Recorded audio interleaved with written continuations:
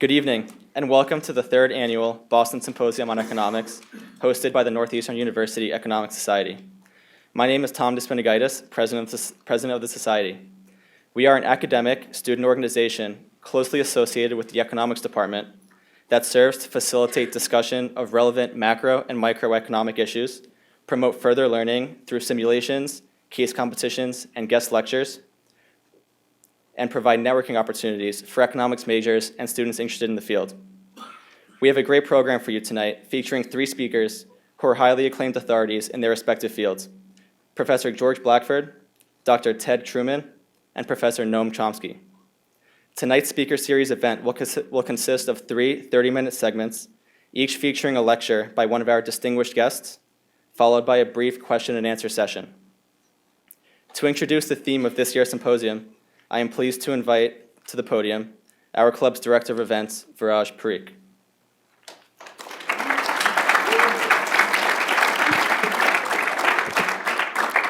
I'm already on the podium, Tom.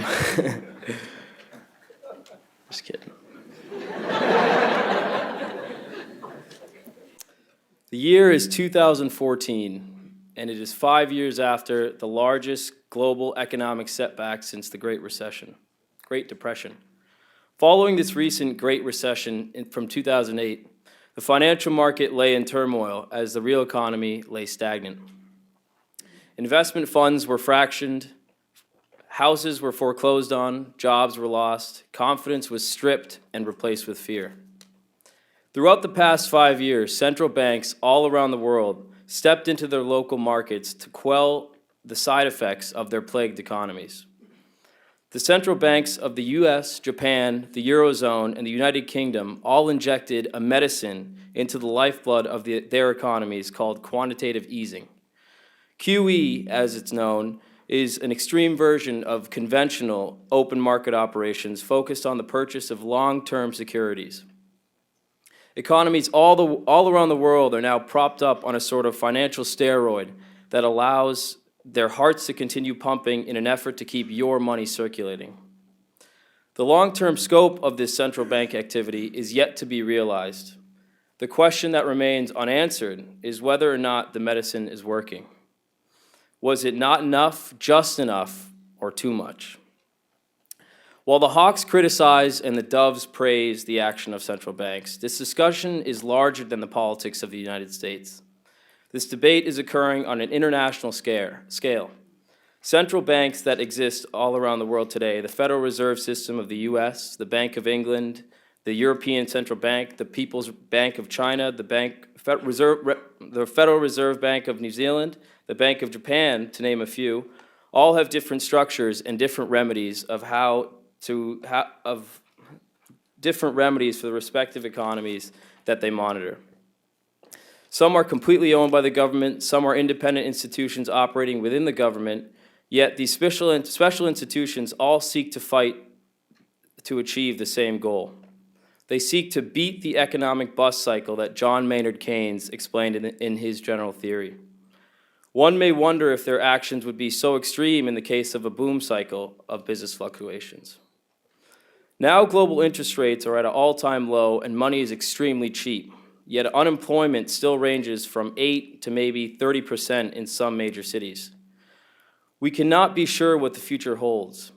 An experiment of this scale has never been tried before, so central bankers like Ben Bernanke of the US will be either recognized as a disreputable failure or a heroic genius of monetary policy. As a senior at Northeastern University and co-founder of this annual symposium, I am ecstatic to see this room full of students, professors, and professionals. For the discussion tonight, we'll feature a collection of three well-read, well-experienced, and well-respected intellectuals speaking to a most pressing economic issue of our modern era. A colleague of mine, Ryan Brannigan, warned me, deconstruction without creation can be dangerous. So as we praise or criticize or analyze the dynamic role of central banks in the global economy, it is integral that we deconstruct the insight of these scholars with the conscious intent of constructing new ideas. So without further ado, I would like to welcome to the stage a colleague of mine, Jeff Asselin, to introduce Mr. George Blackford, who will be our first speaker tonight.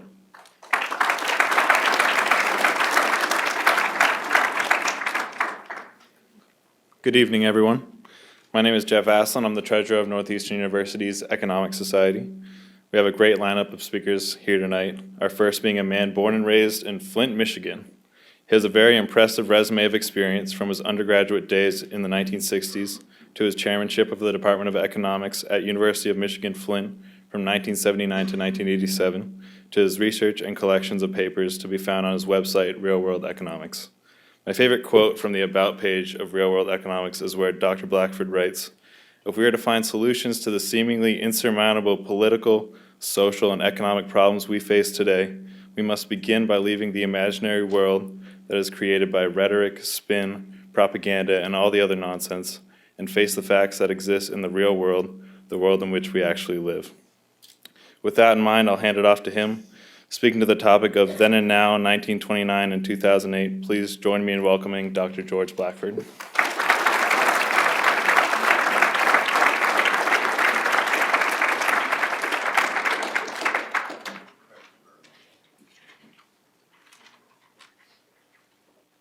Discussing the role of central banks in the economy, I'm going to try and figure out how to use the microphone. What happened? Oh, wow. In discussing the role of the dynamic role of central banks in the economy, I'm going to begin with a re-examination of some economic history. History that I believe helps to explain the role played by the Federal Reserve in the current financial crisis, as well as what I believe to be the fundamental economic problem that we face today.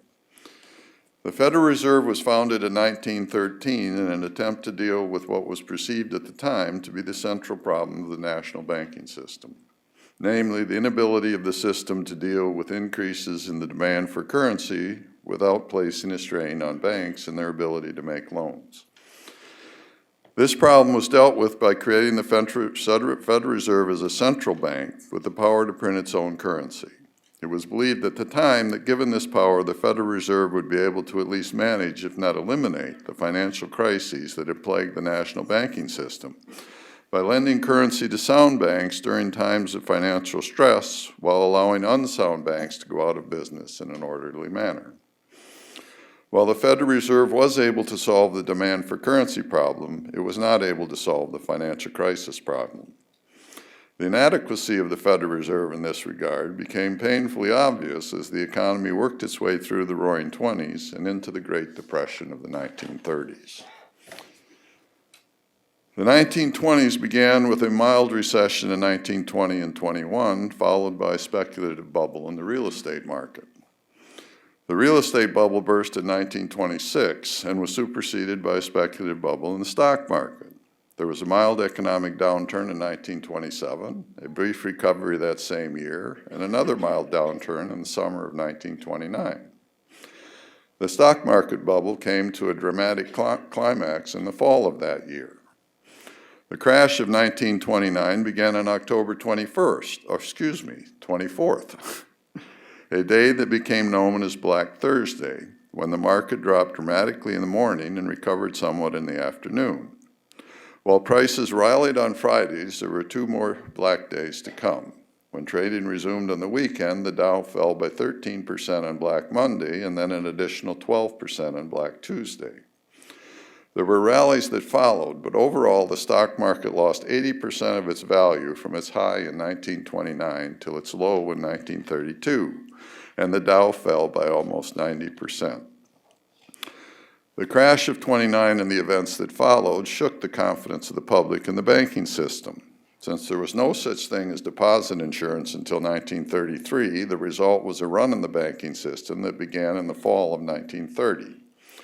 This led to utter panic as financial institutions tried to cut their losses by recalling existing loans and refusing to make new loans, not just loans collateralized by real estate and stocks, but all loans. This forced debtors whose loans were called or who could not refinance their loans when they came due to sell the collateral underlying their debts as well as other assets in order to meet their financial obligations. As this drama played itself out, it became impossible for the Federal Reserve to resolve the situation by simply providing currency to sound banks while allowing unsound banks to go out of business. The problem was not that sound banks needed cash to meet their depositors' demands for currency. The problem was that the forced sale of assets throughout the system caused asset prices to fall, which in turn caused the value of the collateral underlying bank loans to fall below the value of the loans that had been made. This drove otherwise sound banks into insolvency, and banks became unsound faster than they could be saved. By the time the banking crisis reached its climax in 1933, we were in the depths of the Great Depression. Some 4,000 banks and 1,700 savings and loans went under in that year alone, and some 10,000 banks had gone out of business since 1929, with 129,000 other businesses. Over 11 million people lost their jobs as unemployment rose to 25% of the labor force. The total value of goods and services produced in the United States fell by 46%, the level of production by over 30%. And just as happened in 2008, the financial crisis in the United States spread throughout the rest of the world, and the entire world faced an economic catastrophe of epic proportions. The Depression lasted more than 10 years. There were still 8 million people unemployed in 1940, and the unemployment rate did not fall below 14% until 1941. It wasn't until 1943, when the economy was fully mobilized for World War II, that the unemployment rate finally fell below its 1929 level. And by then, we had increased the size of the military by 8.5 million soldiers. In other words, we did not solve the unemployment problem created by the Great Depression until the government had completely taken over the economy and the economic system, and had increased the military by more than the number of people who were unemployed in 1940. What's more, the economic system that emerged from our experiences during the Great Depression and the war that followed was not the same economic system that had led us into these two great tragedies. It was different in at least two fundamental ways. The first was in the distribution of income. The concentration of income at the top of the income distribution increased during the 1920s as the share of the total that went to the top, 1%, went from 15% in 1920 to 19.6% in 1928. It then dropped significantly through 1931 as the crisis unfolded, but it fell below 15% in only 1 year during the 1930s, and it averaged 16% for the decade. As the government took over the system during the war, the income share to the top fell to 11% by 1945, where it more or less remained until 1950. Then it dropped to 9% by the end of the Korean War. It continued to fall throughout the 1950s and 60s until it reached a low of 7.7% in 1973. The second way in which the economic system was fundamentally different from that of 1929 has to do with the way in which the government viewed the financial regulation. The vast majority of our political leaders and most renowned economists entered the 1930s with an abiding faith in the 19th century ideology of free market capitalism. They were convinced that markets were self-correcting, attempts at government intervention would do more harm than good, and that if the economic system were just left to its own devices, competition and free markets would allow wages and prices to adjust to bring the economic system back to full employment. Many, if not most, even believed that the economic system would be made better by the experience of a depression, in that depressions weeded out economically inefficient firms and thereby made the economic system more productive. The experiences of the 1930s shook these beliefs. Well, with total output falling 30%, unemployment at 25%, tens of thousands of businesses going bankrupt, and human misery increasing at an increasing rate, it was impossible for economists to explain just how the economic system was going to be made better by all of this, or why the government should not be allowed to intervene to try and do something about it. There had to be something wrong with an ideological theory that proclaimed it was good for society to be going through what it was going through at the time. What's more, the only explanation the theory could offer for the dismal employment statistics was that wages were not falling fast enough to bring the system back to full employment. But by 1933, wages had already fallen by 22% in manufacturing, 26% in mining, and 53% in agriculture. There was obviously something wrong with the theory. It was clear to most people at the time that the cause of the crisis was rampant speculation in the stock market financed by an expanding debt. In fact, debt created by the financial system during the 1920s had grown to unreasonable levels in all areas, not just in the stock market. This debt was unsustainable, and the stock market crash was just the trigger that set in motion a set of forces that, in the face of this debt, brought down the economic system.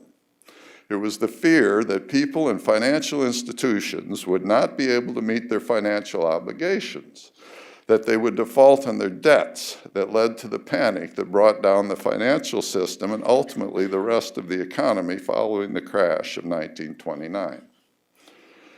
In 1932, the Senate Committee on Banking and Currency authorized what came to be known as the Pecora Commission to investigate the causes of the developing depression.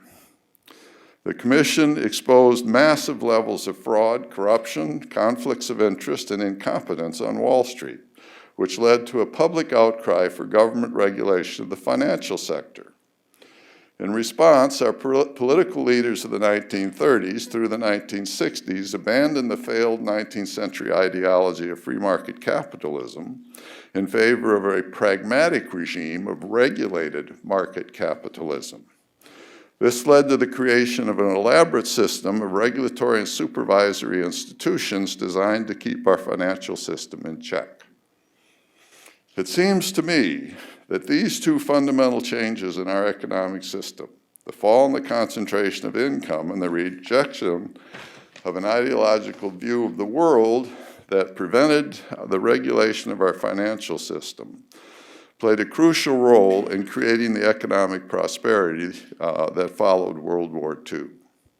The reason is we live in an age of mass production technology, and selling the mass quantities of goods and services that can be produced with this technology requires mass markets. That is, markets with large numbers of people with purchasing power. The requisite purchasing power needed by these large numbers of people can be obtained either from their incomes, or through a transfer of purchasing power from those who have it and don't want to use it to produce newly produced goods and services, to those who don't have it and do want to purchase newly produced goods and services, a transfer that generally requires an increase in debt. The fall in the concentration of income following the war had the effect of increasing the purchasing power out of income for 99% of the population, and thereby avoided the need to rely on an increase in debt to provide this increased purchasing power to that 99% of the population. This made it possible, in turn, to bolster the domestic markets that fueled our economy following the war, in conjunction with the regulatory system that had been put in place in the 1930s, made substantial economic growth possible without the kind of speculative bubbles that led to the increase in debt and concentration of income in the 1920s that eventually brought down the economic system in the 1930s. The result was 30 years of economic prosperity in which the standard of living increased substantially for almost everyone in this country. Unfortunately, as new generations replaced old and memories of the 1920s and Great Depression faded, an anti-government movement began to take hold in the 1970s, and the failed 19th century ideology of free market capitalism, with its mantra of lower taxes, less government, and deregulation, became fashionable again among our economic and political leaders. As a result, the regulatory and supervisory systems that served us so well since the 1930s were systematically dismantled, a process that began more or less in the 1970s. The pernicious effects of this change in attitude toward regulation became manifest early in the 1980s after legislation was passed to relax the restrictions on banks, and in particular on savings and loans in savings banks. The result was an explosion of credit in a number of regional commercial real estate markets. As the speculative bubbles in these markets burst in the mid to late 1980s, we were faced with the first major financial crisis in the United States since 1929. In the end, some 1,300 savings institutions failed, along with 1,600 commercial banks, and some 300 fraudulently run savings and loans that were nothing more than Ponzi schemes failed at the peak of this disaster. It cost the American taxpayer $130 billion to bail out the depositors of these failed institutions, and the resulting financial crisis was a precursor to the 1990-1991 recession. While there were attempts by Congress to re-regulate the financial system in the late 1980s and early 1990s, the cat was out of the bag. The fortunes made by those who had looted the savings and loans during the 1980s clearly demonstrated how a lack of oversight on the part of the government benefited those who were willing to bend or ignore the law. Even though over 1,000 individuals associated with the savings and loan debacle were convicted of felonies, most walked away with their fortunes intact. This was the lesson learned by those at the top of the economic food chain from the savings and loan disaster. And this same lesson was drawn from the experience in other industries as well. Throughout the 1980s, fortunes were made through junk bond financing to hostile takeovers and leverage buyouts that led to the dissolution of American corporations, the repression of wages, the looting of corporate pension funds and other assets, and the outsourcing of American jobs overseas into Mexico. Usury laws were repealed, and credit card companies were allowed to charge exorbitant interest rates and fees as they devised elaborate schemes to lure financially unsophisticated customers deeper and deeper into debt. With so much money involved, the lack of government regulation allowed the entire fiduciary structure of our economic and political systems to become corrupted. Management salaries and bonuses soared to astronomical levels as corporate governance broke down and boards of directors became vassals of their CEOs. The major accounting firms found they could make more money advising corporations on how to make paper profits to justify increases in management salaries and bonuses than they could by providing independent audits for company books for stockholders. Brokerage firms found they could make more money hyping worthless mutual funds and internet, energy, and telecom stocks than they could by providing sound investment advice to their clients. Investment banks found it more profitable to dissolve their partnerships, become corporations, and speculate for their own account with investors' money than to provide underwriting and advisory services for their clients. The result was huge conflicts of interest that contributed directly to the Drexel, Byrne, and Lambert, Charles Keating, Michael Milken, Ivan Boesky, and other insider trading, junk bond, and savings and loan frauds that were endemic in the bubbles of the 1980s, the bursting of which led to the 1990-1991 recession. They also contributed directly to the Home Store, AOL, Enron, Global Crossing, and WorldCom frauds that were part of the dot-com and telecom bubbles of the 1990s, the bursting of which led to the 2000-2001 recession. The ultimate effect of all this, just as in the 1920s, was to increase the concentration of income and debt. By 1990, the income share of the top 1% had reached 13% of total income, a 5 percentage point or 60% increase over the 8% it had been in 1980. At the same time, the debt to GDP ratio went from 170% to 240% of GDP. By the end of the telecom and dot-com bubbles in 2000, the income share of the top had reached 16.5%. At this point, we were back to the level of concentration at which our economic system stagnated throughout the 1930s. When there were no speculative bubbles to artificially stimulate the economy. Meanwhile, the total amount of debt in the economy had increased to 273% of GDP. Then came the housing bubble of the 2000s. By the time this bubble had reached its climax in 2007, the concentration of income at the top had increased to 18.3% of total income. Just 1.3 percentage points below where it had been in 1928, a year before the Great Crash. Excuse me. At the same time, debt increased continuously relative to income, reaching 380% of GDP by 2007, a 107 percentage point increase in just 7 years. By 2007, GDP stood at $14 trillion, and the total debt that had to be serviced out of that $14 trillion worth of gross income stood at $54 trillion. This debt to GDP ratio was far beyond anything we had seen in the 1920s, which reached its peak at somewhere around 200% of GDP in 1928.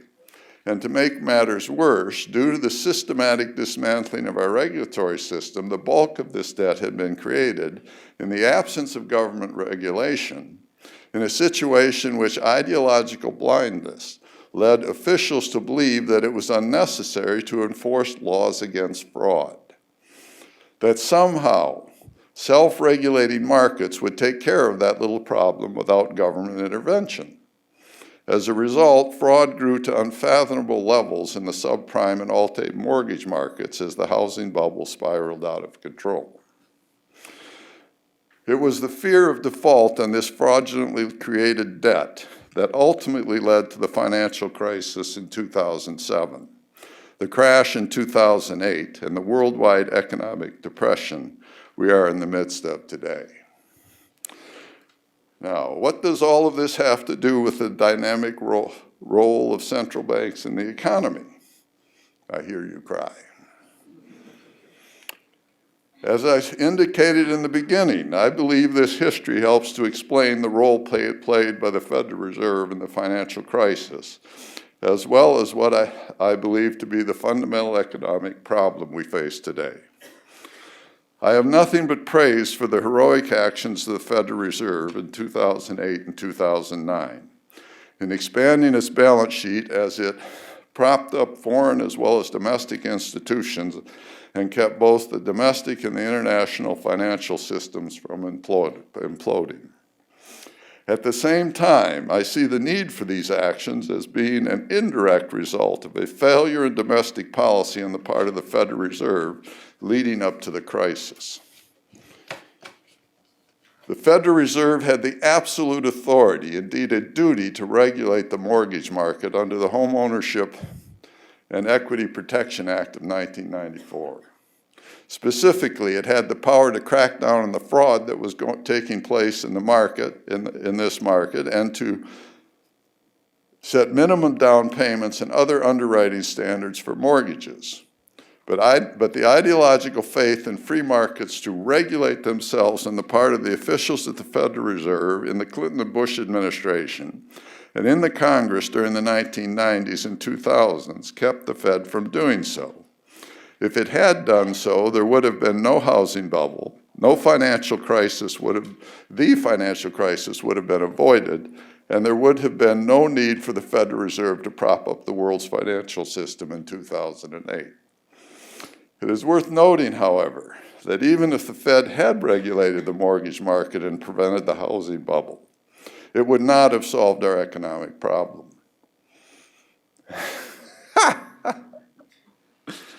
You want to quit there? It would not have solved our economic problem. Now I don't even know where it was. No, it would not have solved it. The fundamental problem, as I see it, was the adoption of an ideological view of the world that led to the deregulation of our financial system and an increase in the concentration of income. The result was a distribution of income that, given the state of technology, did not provide the purchasing power to the large number of peoples needed to sustain the domestic mass markets at the levels required to avoid full employment in the absence of speculative levels. I'll let it go there.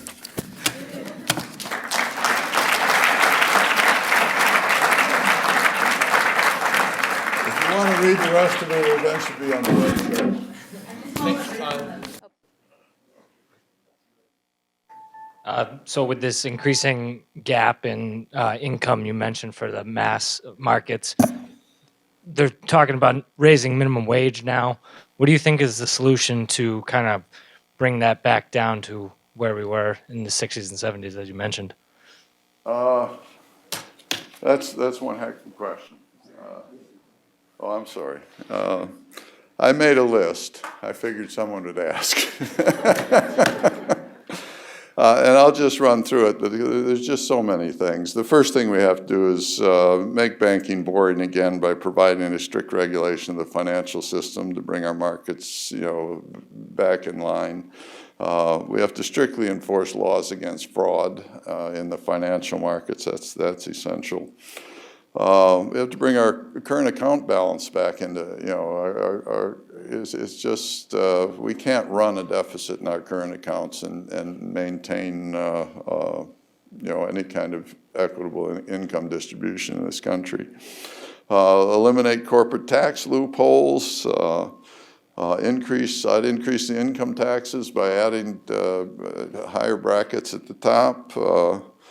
I'd take the caps off payroll taxes and include unearned income.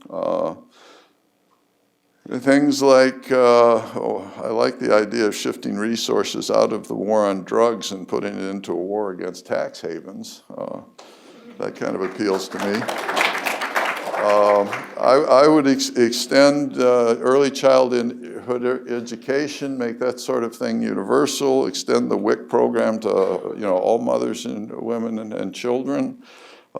Increase the minimum wage would be a nice start. Start enforcing the laws against unfair labor practices. We haven't done that for 30 years. And one of the most important things I think we could do that nobody talks about, and it just drives me nuts, I have no idea why, is repeal the right-to-work provisions in the Taft-Hartley Act. That has done more to disrupt the local governments and the distribution of manufacturing and things in this country than anything I can imagine. So this actually might be a little bit off topic, but one question I had was, as you know, the dollar is currently what's considered the federal world reserve currency. Yeah. Do you believe that would, perhaps fuel any financial instability, seeing as how it's kind of a new kind of concept in this day and age? It's been relatively new. Do you think that contributes to any overall financial instability in any way? Not really. The biggest problem is the manipulation of the exchange rates. There's just no way in the world the United States should be borrowing from the rest of the world to finance our consumption. You have to produce for domestic markets. The only way you can produce for export is if the importing countries go into debt. Asia has this whole plan, especially China, of producing for export. It keeps their income concentration high, but it means we have to go into debt, and it isn't working out that well. Basically, the international exchange mechanism isn't the problem. You know, the problem is the manipulation of the exchange rates to keep the current account balances from balancing. All right.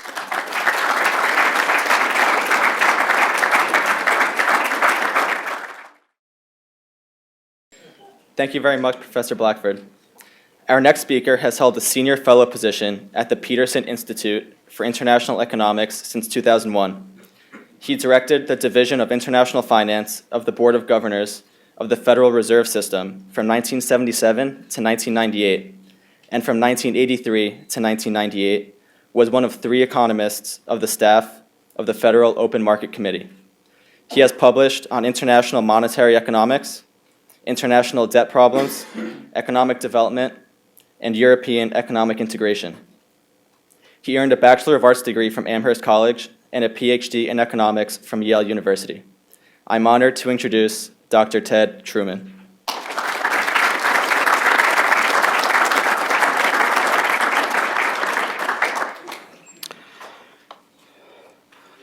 Well, thank you very much. It's a pleasure to be here and participate in this symposium.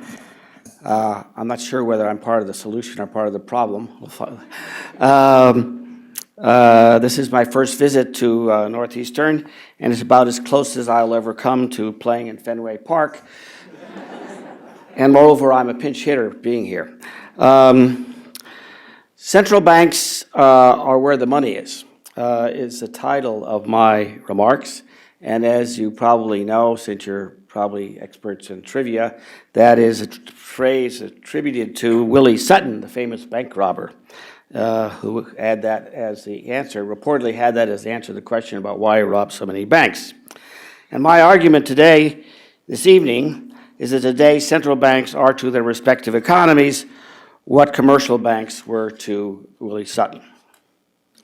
The actions of central banks in the global financial crisis, economic and financial crisis, raised their status to that of Olympic alchemists. And going forward, central bankers will have to deal with that reality. So speaking of the Olympics, the Union of Soviet Socialist Republics was dissolved more than 20 years ago. Each of the 15 republics gradually went its more or less separate political way. Excluding the 3 Baltic states, the economic and financial case for a currency union within the residual Commonwealth of independent states was strong, as was the political case for Russia to sponsor such an arrangement. Unfortunately, each republic wanted its own central bank because that was where the money was to pay the government's bills. Each republic used the local office of the Grossbank to pay its bills. The result was an uncontrolled expansion of the money supply and hyperinflation in the former Soviet Union, including Russia itself. So by the end of 1993, after the monetary union had been finally dissolved, consumer price inflation ranged from 837% in Moldova to more than 10,000% in Armenia and Ukraine. Russia itself had an inflation rate of 840% that year, following 2,600% the previous year and 160% in 1991, which is the year the Soviet Union was formally dissolved. But this recent history is not that surprising if you consider our own. As Professor Blackford just described, though I'm going to give a slightly different twist on it, we can consider the establishment of the Federal Reserve System 100 years ago. Its mandate was, quote, to furnish an elastic currency, to afford means of discounting commercial paper, to establish more effective supervision of banking in the United States, and for other purposes. Moreover, the Federal Reserve Act provided for the establishment of not less than 8 and not more than 12 Federal Reserve banks to accomplish this objective. Is it anyone's surprise that the Secretary of the Treasury, the Secretary of Agriculture, and the Controller of the Currency decided on the maximum number of banks? Each of those reserve banks was to furnish an elastic currency in its own district. That was to be where the money was, just like the Soviet Union. The somewhat misguided conception of the framers of the Federal Reserve Act was that when farmers in the Kansas City and St. Louis Federal Reserve Bank districts needed credit, they could go to the local banks, who would turn to their local reserve banks without the need to pay the usurious interest rates charged by banks located in Boston, New York, or Philadelphia. Do note that Missouri was granted 2 reserve banks, bank cities. Your homework assignment is to figure out why this was without consulting the internet. In time, officials in the 12 reserve banks and at the Federal Reserve Board in Washington, which was then only an administrative role, discovered that they were actually in part of a single monetary union using the dollar as their currency. Consequently, Federal Reserve policies and procedures evolved. By the end of the 20th century, the primary focus of Federal Reserve policy was on the federal funds rate, the interest rate at which depository institutions trade reserve deposits at the reserve banks. Changes in the Federal Reserve and the Federal Open Market Committee's target for the federal funds rate are expected to affect the other interest rates and, in turn, U.S. macroeconomic conditions, output, and employment. Until 1994, the FOMC did not announce changes in the target for its federal funds rate. It let open market operations speak for themselves. Indeed, in the summer of 1987, Paul Volcker passed the chairman's baton to Alan Greenspan and told him that being a central banker is easy. You get up in the morning, you decide either to buy or sell, and instantly the market tells you whether you were right or wrong. Today, the Federal Reserve's operations are more transparent, but the role of the market is the same. From the start, the power of the Federal Reserve banks directly to finance the U.S. government was limited. Initially, they could not even discount government paper. Today, the Federal Reserve Act states, quote, any bonds, notes, or other obligations which are the direct obligations of the United States or which are fully guaranteed by the United States as to principal and interest may not be bought or sold without regard to maturities, but may be bought or sold without regard to maturities, but only in the open market. It is debatable how much of a limitation that is. As long as the central bank can credibly commit to pegging a particular interest rate in the secondary market, it can effectively peg the rate in the primary market, as the Federal Reserve did prior to the Treasury-Federal Reserve Accord in 1951. This is an issue today in other countries, in particular in Europe. The Treaty on the Functioning of the European Union, governing the European Central Bank, says that monetary financing of governments is prohibited, but this issue is today being debated in German and European courts, as well as in public opinion in Europe. So after the inflation dragon had been slayed in the United States in the 1980s, early 1980s, and to a large extent in most other advanced countries, central banking became rather dull and routine. The prevailing focus was on monetary macroeconomic stability in general and the inflation rate in particular. Many central banks adopted flexible inflation targeting, either formally or de facto. The dominant central bank narrative was that targeting and achieving low and stable inflation would maximize the level and growth rate of gross domestic product and employment while minimizing volatility. This was the era of the Great Moderation. There were no conflicts among policy objectives. Policy was good for Main Street as well as Wall Street. Many central banks that had been involved in banking supervision and regulation lost that responsibility as they gained their independence from the day-to-day political pressures. Debates about the role of central banks managing asset price bubbles were as close as these institutions came to any focus on financial stability, and most of them rejected any ex-ante role to play in that area. Moreover, around the world, financial regulations generally were being rolled back or marginalized, which I would think is probably a more accurate description, and consequently it did not really matter whether central banks were involved. During the global financial crisis and its continuing aftermath of weak economic growth in the advanced countries, all this changed. Governments turned to the central banks to support their economies and financial systems because that was where the money was. The central banking world that Ben Bernanke inherited from Alan Greenspan in 2006 was calm. On taking office, Bernanke's principal objective, which he ultimately achieved, was to nudge the Federal Reserve closer to adopting a medium-term target for inflation, and thereby fully joining the group of de facto inflation-targeting central banks. The central banking world that Ben Bernanke left 10 days ago and left for Janet Yellen is quite different because of what central banks have done during the global financial crisis and its aftermath.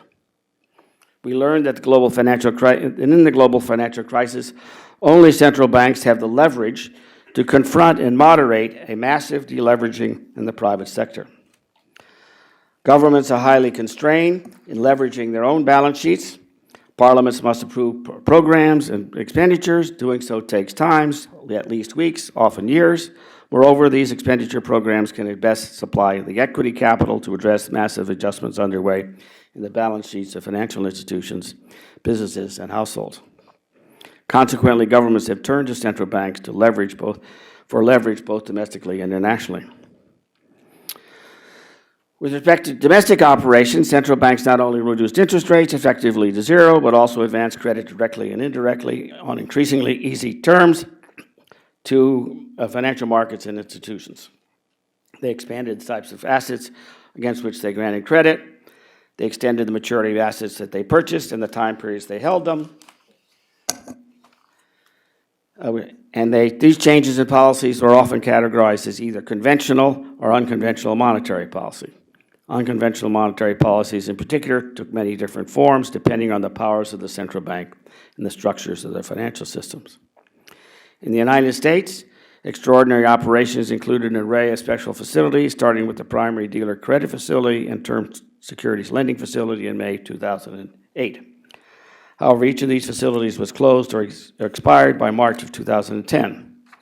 These operations were complemented and extended by 3 programs of large-scale asset purchases, conventionally known as quantitative easing, and 1 program extending the maturity of the Federal Reserve's holding of U.S. Treasury securities.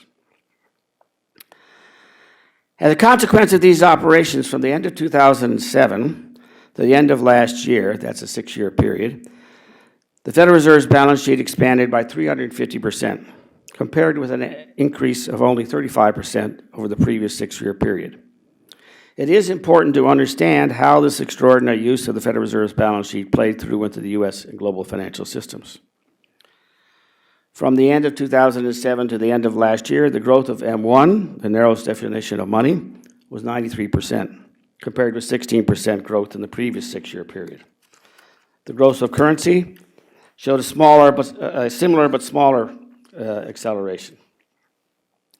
We normally think that these transaction measures of money increase in line with nominal GDP. However, the latest 6-year period, the growth in nominal GDP was only 16%, substantially less than the 36% in the previous 6-year period.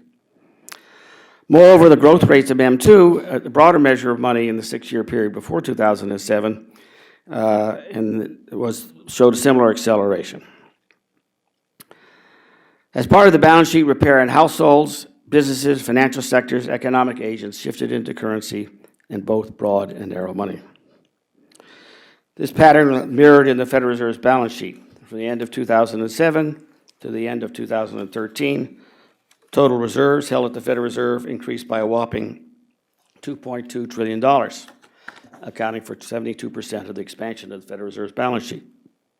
The increase in currency outstanding, which is also a liability of the Federal Reserve, and these days is truly elastically supplied, accounted for another 13%. On the other hand, reserves that financial institutions are required to hold at the Federal Reserve, accounting for only 1/4 of the total increase in reserves. The remaining 3/4 are considered excess reserves. Some observers think that this increase in excess reserves is a ticking time bomb. I'll return to that concern in a few minutes. Along with the so-called forward guidance about how long short-term interest rates would remain abnormally low, purchases of long-term assets were designed to help push down U.S. long-term interest rates, most importantly on mortgage loans, in order to stimulate the recovery in the U.S. economy by boosting asset prices. However, we've not seen a commensurate increase in bank credit. Over the past 6 years, assets of commercial banks have increased by less than 15%, compared with an increase of almost 70% in the 6 years before. The combined liabilities of households, nonprofit organizations, and non-farm, non-business corporate and non-corporate businesses have increased by only 6% from the end of 2007 to the third quarter of last year, contracted with an almost 60% increase over the previous 6 years. Moreover, despite the unprecedented leverage provided by the Federal Reserve's balance sheet to facilitate this process, the process of balance sheet repair in the United States has been painfully protracted. Central banks can't do it alone. In other major countries, we have seen a similar pattern. Central bank balance sheets have been mobilized to repair private balance sheets and to restore economic and financial stability because that is where the money is. In other countries, the details and timing of the use of the central bank balance sheets differ depending on the preferences of the authorities, the structures of their financial systems, and their individual economic and financial circumstances. But the combined balance sheets of the central banks of the four major advanced countries, as you've just heard, increased almost 3 times since the middle of 2007. The average increase ranged from 4.6 times, and still counting, for the Federal Reserve, and 4.2 times for the Bank of England, to 2.7 times for the Bank of Japan, with a long way to go, and 1.9 times for the European Central Bank, but at its peak, the increase had been 2.6 times. Scaling these increases by nominal GDP makes them somewhat more comparable. From June 2007 to December 2013, the four central banks increased their balance sheets by an average of 15 percentage points of GDP. And scaled by global GDP, the combined increase in the balance sheets of these four central banks alone has been 7.5 percentage points. This is what is called using central bank leverage. Turning to international operations, central bank balance sheets were used directly to support the financial institutions and systems in its own country or monetary area, but also to support the institutions and financial systems of other countries and monetary areas. They also were indirectly used to strengthen not only the economies of their own countries and those central banks, but also the global economy and financial system. With respect to direct support, the Federal Reserve and other central banks allow financial institutions from other countries that participate in their financial markets access to their credit facilities, including any emergency credit facilities. In the crisis, foreign financial institutions access those facilities on a massive scale. In addition, a number of central banks opened up swap lines, those are effective lines of credit, for other central banks. The Federal Reserve established swap lines with 14 central banks, 11 of which drew on the Federal Reserve for a combined total of $10 trillion between December 2007 and July 2010. That flow figure is a bit of an exaggeration, even to make the point I'm trying to emphasize. The maximum amount of drawings outstanding was almost $600 billion in the fourth quarter of 2008, and drawings peaked again at almost $100 billion, at more than $100 billion at the end of 2010. These operations were generally concentrated on financial institutions in advanced countries, though the central banks of emerging markets, Brazil, Korea, Mexico, and Singapore also participated. The international effects of domestic operations of the Federal Reserve were criticized by some for their international repercussions. In my view, much of this criticism is misguided. Easier monetary conditions in the United States or other major advanced countries spread to the rest of the world, which may have been unwelcome in some of these countries. However, the rest of the world on balance would have been worse off if the United States and other advanced countries had had even deeper recessions and weaker recoveries. Moreover, the facts do not support the view that massive rounds of quantitative easing in the United States generated a wall of liquidity flowing into emerging markets. From the end of 2001 to the end of 2007, U.S. financial claims on the rest of the world increased by $7.5 trillion. From the end of 2007 through the first quarter of last year, a slightly shorter period, the increase was a mere $655 billion, less than 10%. Ironically, we recently have heard complaints from certain leaders in emerging markets about the Federal Reserve's tapering of its third round of quantitative easing. This brings me to the future of central banks in light of their recent extraordinary activities. First, now that markets, politicians, and the general public have relearned that central banks are where the money is, they will not soon forget that fact. Second, central banks will have to rethink their relations with their fiscal authorities and vice versa. Third, in the immediate past, the central task of central banks was price stability.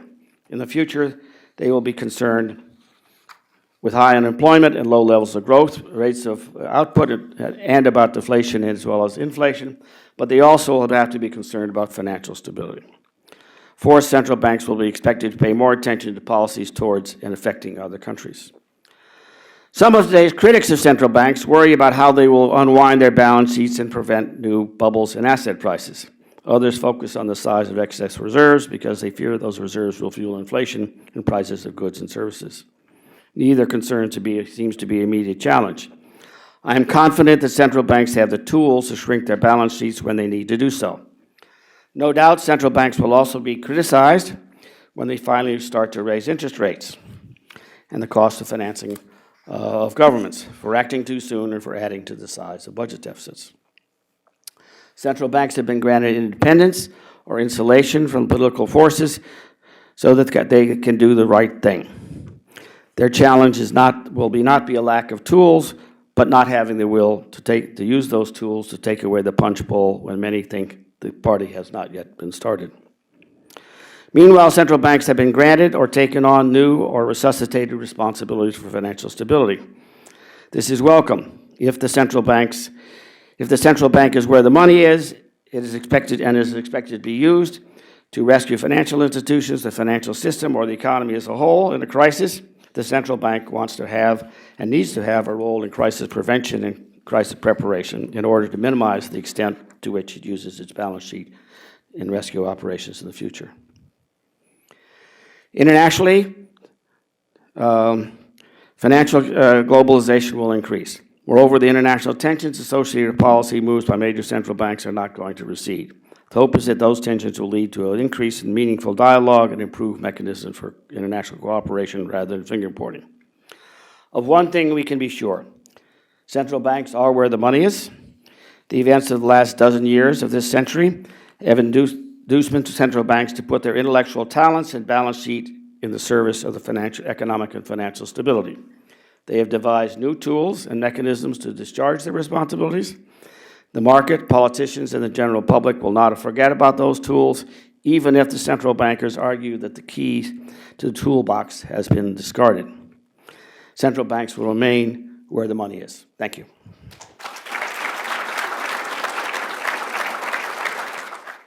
You said that you were confident that the central bank had the tools to help unwind their balance sheet. Can you go into what some of those tools would be? And in addition, how they would deal with the excess reserves were they to create an avalanche effect of inflation? Well, presumably it would be the other way around. So if there was evidence that there was an increase in inflation, then they would have to raise the cost of money in the system, right? And in so doing, they would also shrink their balance sheets. They can shrink their balance sheets by essentially selling assets out into the public, or they can either outright or indirectly, and that effectively reduces the size of their reserves. It's a simple answer. Yes. Well, thank you very much for your remarks. My question is about the Federal Reserve and the belief that it can bring stability to the system, because my point of view is that the Federal Reserve, it's a good way to do quantitative easing to solve the economic system, but the way the commercial banks use it is bad because they give higher bonuses to their CEOs, they keep doing risk, like we can see in the cases of JP Morgan, and it seems like they're not learning from their mistakes. So do you believe the central bank can still help by doing quantitative easing, or there needs to be policies to avoid the banks continuing and giving high bonuses to CEOs or continuing on the risk that we see in banks like JP Morgan? Well, as I said in my remarks, though, somewhat passing, the central banks can't do everything themselves. I think what you can expect central banks to do is to control things that they have under control. They don't have the bonuses paid to JP Morgan under their control. It might be nice, and some former central bankers might have done so, for them to make a speech now and then about excessive bonuses. But I'm not besides using the bloody pulpit, which I think is a power that central banks should use, by the way, but it's not necessarily going to have much influence. But besides using the power of the bully pulpit, they don't have much control over those kinds of things. Thank you. We still have time for one or two more questions, if anyone has any. I was told to keep my answers quick, Yeah, thank you. short. No further questions? Oh, I yield back the balance of my time.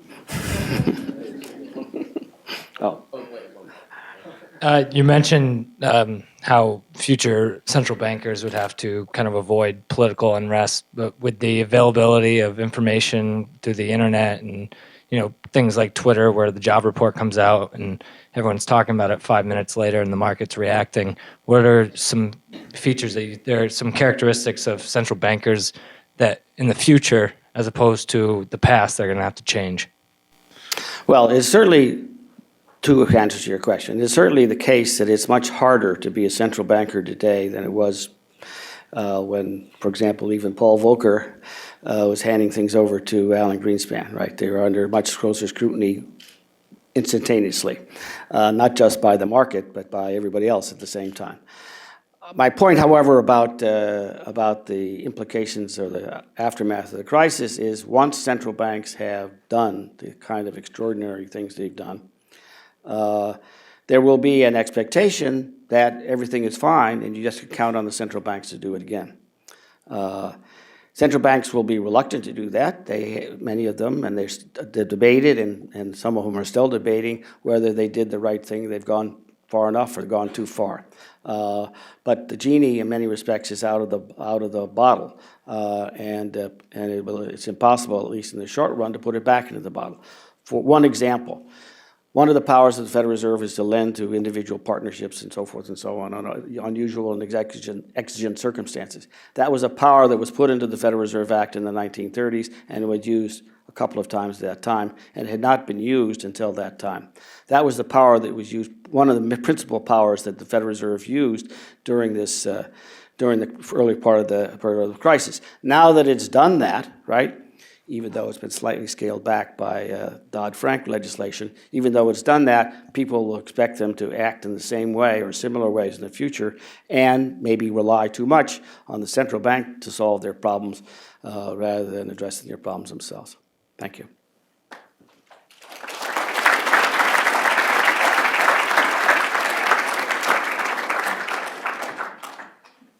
Okay, thank you, Dr. Truman. Our final speaker has been called the father of modern linguistics, which he has researched at MIT for over 50 years.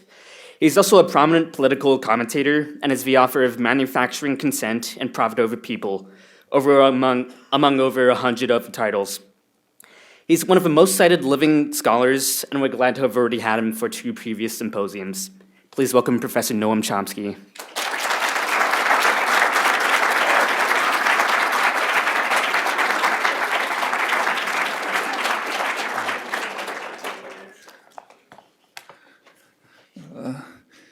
Let's suppose that for some perverse reason we're interested in ruining an economy and a society. So to make the problem interesting, we should select a difficult case. So say not the Central African Republic, where it could be done very easily. So let's pick a rich and powerful society. And best of all, let's select the richest and most powerful society in history, one with incomparable advantages, one that's fortunately close at hand, namely our own. So a good way to start is to ask what would be signs of a successful economy? Well, to begin with, it should have people who are eager to work, plenty of badly needed work, that should be done, and ample resources to combine idle hands with needed work. And that picture helps us sketch what a failed economy would look like, the opposite in all respects. And we don't have to look very far. Right here, there are tens of millions of people eager to work, but with no jobs. Many of them have simply dropped out of the workforce in despair. There are ample resources to provide employment, but they're hidden away where they cannot be accessed in the overflowing pockets of the super rich and the corporate sector. particularly the big banks, which have been generously rewarded for having created a crisis serious enough to have almost brought down the domestic and even the global economy. And there are vast amounts of work to be done. The infrastructure is collapsing, schools badly need repair and teachers, the transportation and energy systems have to be radically reconstructed, and there's a great deal more ranging from construction work to scientific research. But the system is so dysfunctional that it cannot put eager hands to needed work using the resources that would be readily available if the economy were designed to serve human needs rather than wealth beyond the dreams of avarice for a privileged few. It's actually hard to think of a more serious indictment of a socioeconomic system. Well, as you all know, the dysfunctional economy has been accompanied by very highly concentrated wealth, and with it, of course, political power follows at once from concentrated wealth. That in turn yields legislation that drives the cycle forward. Inequality has reached historic heights. In the past decade, 95% of growth has gone to 1% of the population, actually to a small proportion of those. Meanwhile, the general population has faced stagnation or decline. Median real income in the United States is below its level in 1989. For males, median real income is below what it was in 1968. The labor share of output has fallen to its lowest level since World War II, and poorer sectors have suffered severely. The United States has the highest poverty rate in the OECD, aside from Turkey, and that's perhaps not too surprising because the U.S. also ranks near the bottom in measures of social justice in the OECD. For African Americans, household wealth has virtually disappeared during the latest crisis. We should recognize that the grim legacy of slavery, which is one of the original sins of American society, along with the virtual elimination of the indigenous population, that legacy has never been overcome. There's some amelioration, but not much. Well, these things didn't just happen like a tornado. They are the results of quite deliberate policies over roughly the past generation, the period of the neoliberal so-called assault on the population, which has had similar effects elsewhere as well. And that's hardly surprising either. The fundamental doctrine of neoliberalism was well expressed by Adam Smith, what he called the vile maxim of the masters of mankind, all for ourselves and nothing for other people. And if the masters are given free rein, we should expect the kinds of social and economic disaster that we now see before our eyes. Well, there are alternatives. Quoting Nobel laureate in economics Joseph Stiglitz points out there are alternatives, but we will not find them in the self-satisfied complacency of the elites whose incomes and stock portfolios are once again soaring. Only some people, it seems, must adjust to a permanently lower standard of living. Unfortunately, those people happen to be most people. In short, the vile maxim at work. These developments should not be confused with idealized workings of capitalism and free markets.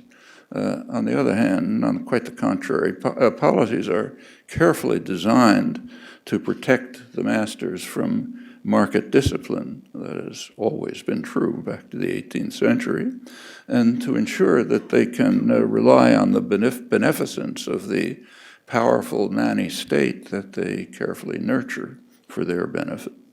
But let's continue the exercise of this figuring out how to ruin an economy. I suppose we're intent on making the scandal even worse. there are some good ways to proceed. So modern economies depend very heavily on R&D, research and development. Fundamental work comes primarily from the dynamic state sector, on which the advanced economy heavily relies. Almost most of the IT revolution, biology-based industries, and much else. Actually, that's a pattern that traces far back, but it's become much more critical since the Second World War, as the impact of science and technology on the society and the economy have greatly expanded. So a very good way to ruin the economy and the society would be to cut back on R&D, on federal R&D. And we can read about how that's done from the first issue of the AAAS journal, American Association for Advancement of Science journal, Science, the first issue in 2014. Here's what it says. The 2014 budget will continue what has been a decades-long slide in the ratio of federal R&D in the budget to the GDP. This ratio is often used as a measure of how much a nation values basic research. It's fallen 25% in the last decade alone, and that's continuing. In the meantime, elsewhere internationally, investment in science is rising as nations throughout the world connect investment in R&D to the development of their human capital and their future prosperity. For example, the European Union's flagship research program, Horizon 2020, is set to receive a nearly 30% boost in 2014. The Chinese government's investment in R&D has been increasing by percentages in the double digits for the last several years and is poised to become the world leader. You can draw the consequences without any comment. What's happening here is a very natural development of the imposition of the business model of seeking short-term profit. The future, the society, they're someone else's business. Another way to undermine a healthy economy is to encourage the growth of financial institutions, giving them free rein by deregulation and using state power to underprice risk. These are actually crucial features of the neoliberal era. From the 1970s, accelerating since, there's been enormous expansion of the financial sector of the economy. By 2007, right before the latest crash, it had reached about 40% of corporate profits. Well, economic growth has continued during this period, though not at the earlier pace, but it's rather artificial. It's sustained by repeated bubbles. Each decade has had its bubble. The savings and loan bubble under Reagan, the tech bubble in the late Clinton years, and of course the housing bubble under Bush. When the last of these burst, it created a financial crisis that has had severe consequences for much of the global economy, and near depression conditions persist for much of the domestic population. The costs of the latest of the housing bubble itself in loss of output are estimated by the Congressional Budget Office to be around $24 trillion. That's largely the fault of the Fed, which was mesmerized by quasi-religious doctrines about efficient markets, and therefore could not comprehend what was very obviously happening right before their eyes as housing prices rose far beyond trend lines going back 100 years, and the bubble that could have been pricked wasn't. Well, the primary mechanism for rewarding the agents of the crises is the government insurance policy, known informally as too big to fail. And that guarantee goes far beyond the direct bailouts. It extends to cheap credit, artificially high credit ratings, and many other devices. And the scale is huge. There's a recent IMF study which found that virtually the entire profit of the major banks traces to tacit government insurance. reaches the level of $83 billion a year, according to analyses in the business press, Bloomberg News. The insurance policy, of course, leads to underpricing of risk, hence making the next crisis more likely. After the most recent crisis, several prominent economists, including Nobel laureates, raised the question of the general impact of financial institutions in the casino economy of the neoliberal period. And they also pointed out that that had not been much studied by economists. They suggested that inquiry would show that these institutions might be harmful to the economy. And there are some who go much farther. So perhaps the most respected financial correspondent in the English-speaking world is Martin Wolf of the London Financial Times. He concludes that, quote him, an out-of-control financial sector is eating out the modern market economy from inside, just as the larva of a spider wasp eats out the host in which it has been laid. Well, as in other developed societies, the economy, the U.S. economy, it's actually a state capitalist economy, but it's partially market-based. And markets have both positive and negative features. So that tells us another good way to ruin an economy and a society. Undermine the positive features and amplify the negative features. And in fact, huge resources are devoted to these tasks. The great benefit of markets is that they're supposed to provide consumer choice. It's only partially true, even in principle, but I'll put that aside. This beneficial consequence results from informed consumers making rational choices, as you learned in your economics courses. That's the core principle of markets. And as you all know, there's an enormous industry which is devoted to undermining this principle by creating uninformed consumers who will make irrational choices. It's known as the advertising industry. In a functioning market economy, ads would provide information to consumers about the products that are available. All you have to do is turn on a TV set to see that the goal is exactly the opposite. It's to undermine markets by delusion and manipulation, making sure that there are uninformed consumers who will make irrational choices.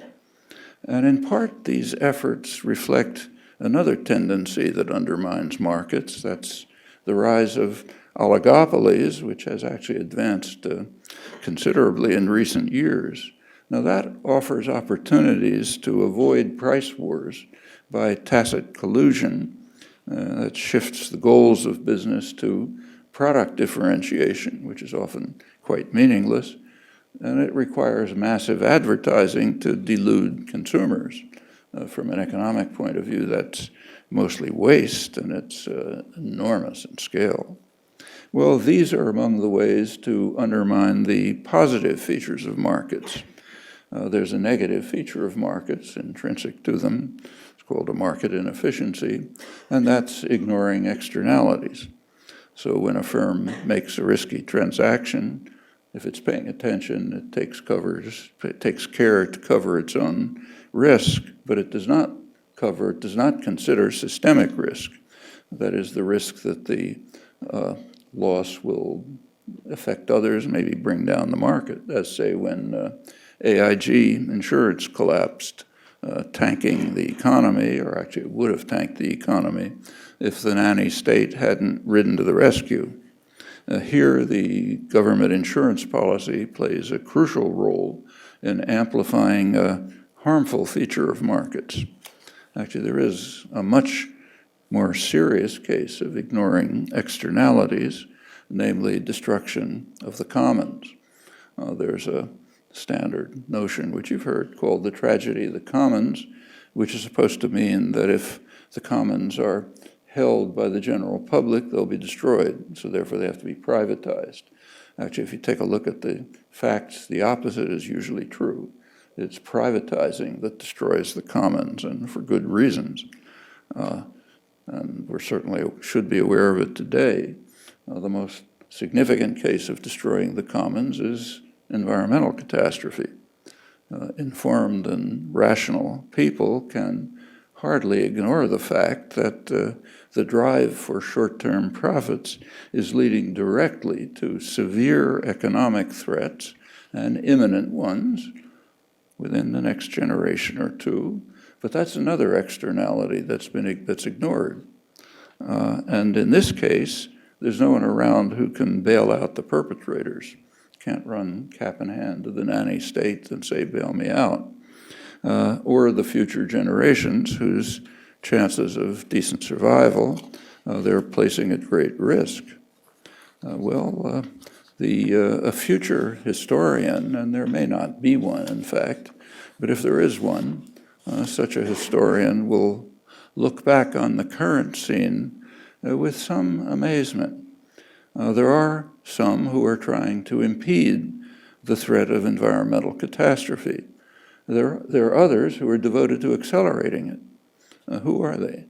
Well, in the forefront of the struggle to overcome the threat are those who we call primitive, the First Nations in Canada, indigenous people in Latin America, Aboriginals in Australia, tribal communities in India, and their counterparts all over the world. And leading the race to disaster are the richest and most powerful countries in the world, the ones that have unique advantages, primarily the United States and Canada. Canada in particular has become the scourge of the world with its activities ranging from tar sands to mining activities that are destroying much of the world. These are countries with unique advantages, and they're in the lead to the race to destruction. The suicidal drive is conducted with considerable euphoria about what's called a century of energy independence, in which North America becomes the Saudi Arabia of the 21st century. The excitement is scarcely tainted by reflection on what the world will look like as fossil fuels are consumed with unrestrained exuberance. There's even gloating over the fact that Europe is reducing its efforts to move towards sustainable energy. Reason? It can't compete with US production based on the cheaper energy that's destroying the world and society. The corporate sector has announced quite openly that it's carrying out major propaganda campaigns to convince the public that climate change, if it's happening at all, does not result from human activity. These efforts are aimed at overcoming the excessive rationality of the public, which continues to be concerned about the threats that scientists overwhelmingly regard as near certain and quite ominous. All of that makes sense under prevailing ideology and prevailing institutional structure, which is directed towards pursuing the vile maxim of the masters of mankind. And in this case, it goes well beyond ruining an economy. Thanks.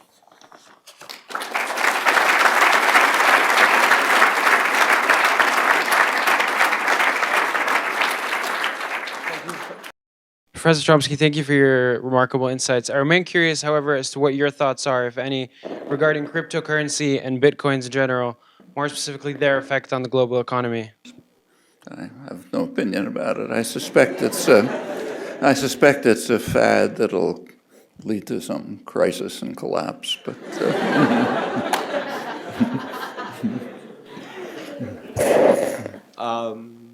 right here.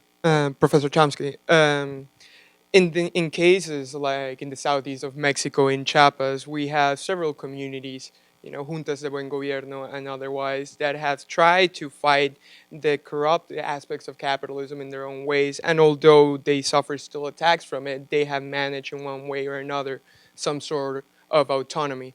But these people, first of all, they live in a rural environment, and that identity is deeply rooted in, to the land and indigenous practices that have become tradition and mysticism.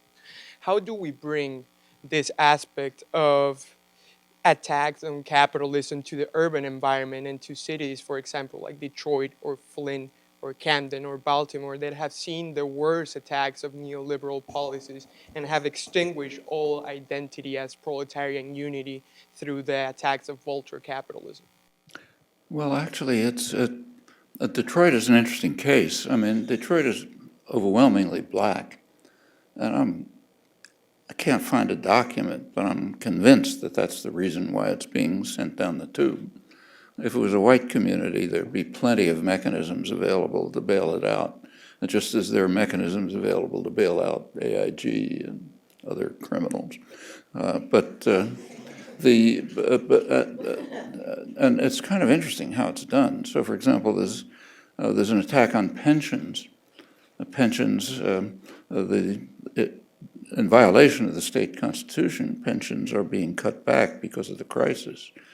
This is not always done, so it takes AIG again. After their largely fraudulent, at least incompetent, probably criminal actions had practically destroyed the economy, and they were bailed out massively by the taxpayer, but the executives got huge bonuses. And there was some protest about that, but it was pointed out by eminent economists, Lawrence Summers for one, that we have to recognize sanctity of contract in that case, and not in the case of workers in Detroit who had already paid. Remember, pension means a cutback in wages. You're cutting back your wages, you'd already paid, you'd done the work, but in that case, sanctity of contract doesn't matter. Now, these are all parts of the neoliberal ideology, and it's had a very negative effect just about everywhere in the world. Now, there are places where there has been resistance. In fact, there was an interesting study that just came out of the Economic Commission of Latin America, UN Commission on poverty in Latin America, and very interesting results. Actually, the results strongly supported a principle that Cuban nationalist leader Jose Marti had enunciated over a century ago. The farther you are from the United States, the better off you are. Well, that's exactly what it showed. There were countries in Latin America where poverty had been very sharply reduced, and namely in the Southern Cone, where they had abandoned the neoliberal doctrines and had moved towards substantial, not total, but substantial social reform. Brazil and Venezuela were the outliers, the most reduction. There were also countries where poverty had not been reduced, like Guatemala and Honduras. Those have been under U.S. domination forever. The worst one, and this gets back to Chiapas, was Mexico. Mexico is hailed in the general literature as a great triumph. Actually, it's an economic disaster. Mexico was the only country in which poverty had sharply increased last year. So it's pulling down the average. Well, okay, these are all, these are not small facts. They're significant facts. And the answer to your question is it's in the hands of people like you. Just like trying to save the world from the environmental catastrophe that's coming is in your hands. Nobody else is going to do it.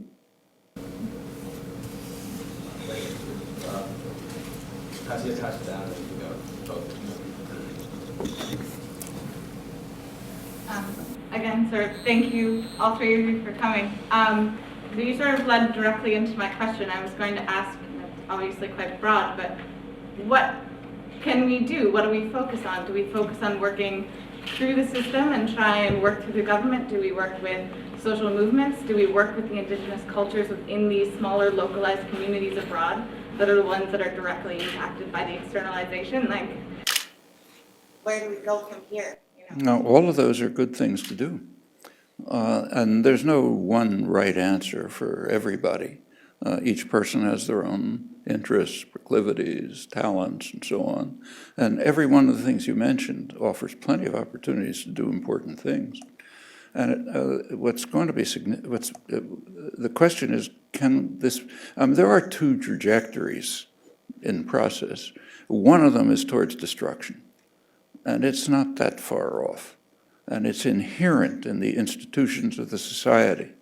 I mean, it's almost an institutional requirement of neoliberal capitalism that it destroys society and the economy, for the reasons I've kind of hinted at, and were mentioned before, but it's just built in. Another trajectory is trying to overcome it. Well, we can't leave that to the indigenous people in the world. They happen to be in the lead, but they don't have the resources. We have the resources.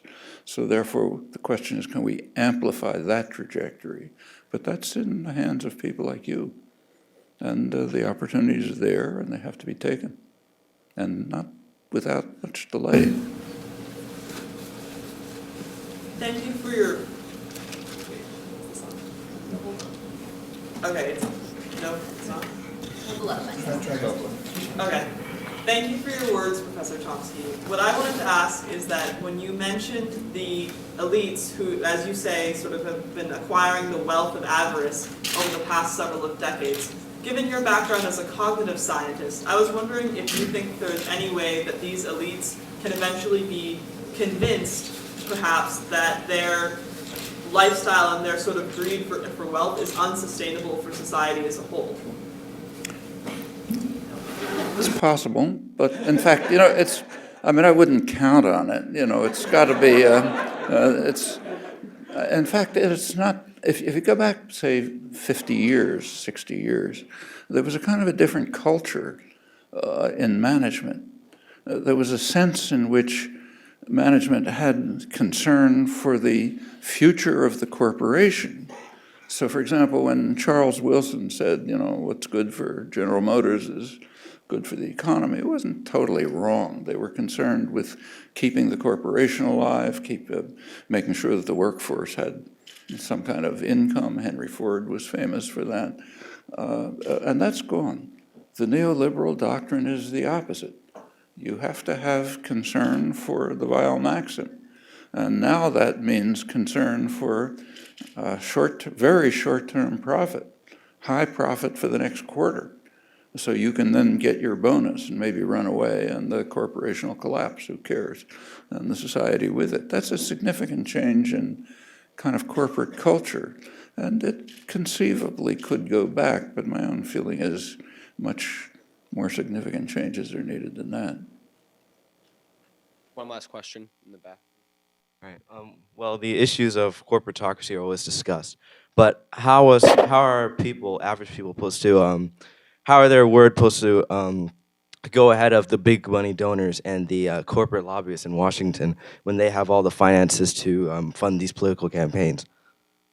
They do, and it's very significant. I mean, take almost anything that's happening, say the TPP, the Trans-Pacific Partnership. This is you know about this, it's a massive treaty. It's called a free trade treaty. It has almost nothing to do with trade, and certainly nothing to do with free trade. It's a treaty, we don't really know much about it because it's being carried out in secret, the way these things are done. The population's not supposed to know about them. Not total secret, for the reasons you mentioned. It's not a secret to the hundreds of corporate lawyers and corporate lobbyists who are writing the legislation. They surely know about it, but it's kept in secret from the rest of us, although parts have leaked out.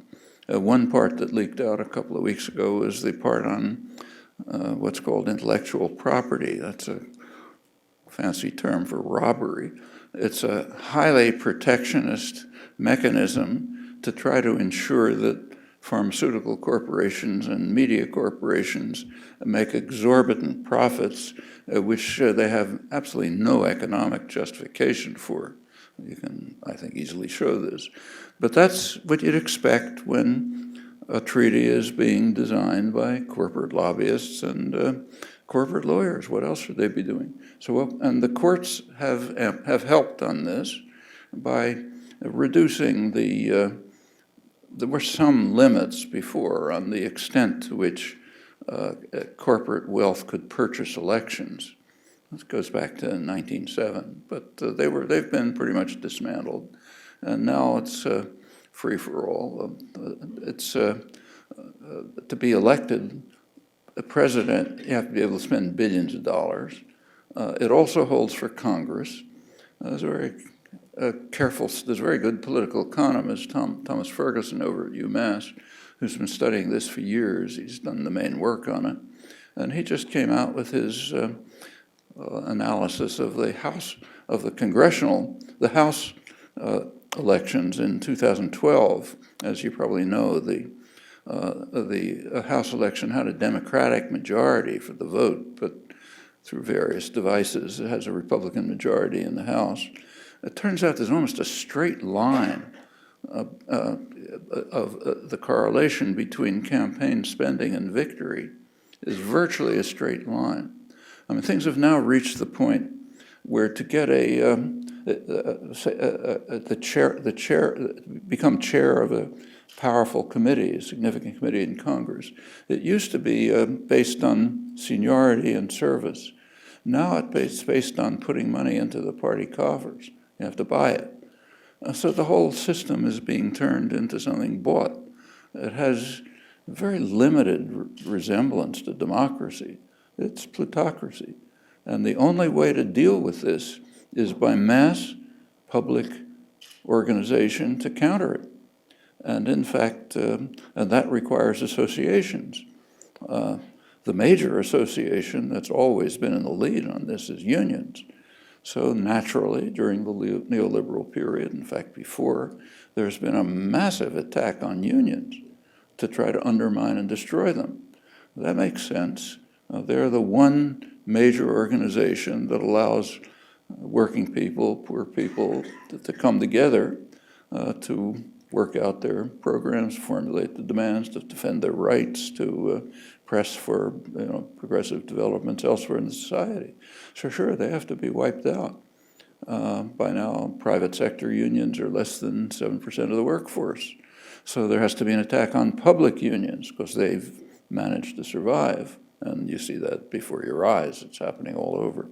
But unless, what sociologists call secondary associations, groups of people can manage to get together and organize, then there's not going to be any way to counter this vicious cycle that concentrates wealth, concentrates political power, leads to legislation and court decisions and so on, which accelerate the process.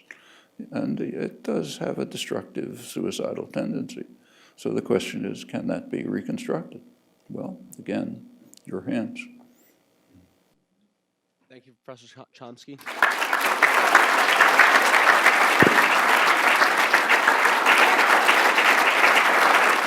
Every year we hold this event, we want to focus around a general theme that we find important in the economy today, as well as in the future. This year we chose central banks. There's no denying the increasing influence that they've had in the global economy in the past century. Recently, the Fed has showed us its willingness to take new and aggressive steps to fulfill the dual mandate granted to it by developing and implementing quantitative easing. Its reason for these steps can be debated. Was it simply to fill the void left by the federal government not acting aggressively enough? Or has it set a new precedent on how it will react to cyclical blips in the future? In September, former PIMCO CEO Mohamed El-Erian wrote an article on financial markets and how they become increasingly dependent on the Fed. He says, the Fed has proven that it still enjoys tremendous influence on asset prices regardless of all market fundamentals. And this was right after a dovish announcement on QE. And if expectations of monetary policy can move markets the way they have, it gives us an insight to how much the growing power of the Fed has over the economy. And these sorts of anecdotes bring out the questions on the central bank's role in the economy. Have they been doing too much, or has this level of involvement become necessary? Looking forward, it is essential for us to evaluate the level of responsibility we give to central banks to ensure financial stability. While we may hail their aggressive actions in fighting a recession now, would we be so keen to allow them to pursue equally aggressive policies with contractionary measures to prevent another financial bubble in the future or high inflation. One of the reasons we grant such institutions like the Fed with a higher degree of independent authority is because we trust them to make decisions that would be most beneficial for the populace without having to shape their economic policies to pander to a populace that is sometimes more concerned about short-term economic results. But as the dynamic role of the central banks in the economy becomes more pronounced, the accountability they have to truly make good decisions for their citizens becomes more important. So thank you.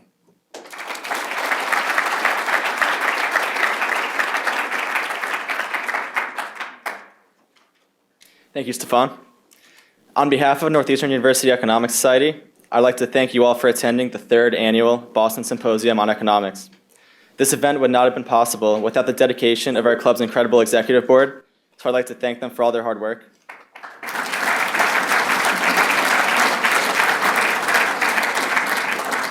I'd also like to thank our 3 distinguished speakers for their time and effort in traveling to our campus and delivering such insightful lectures. So thank you.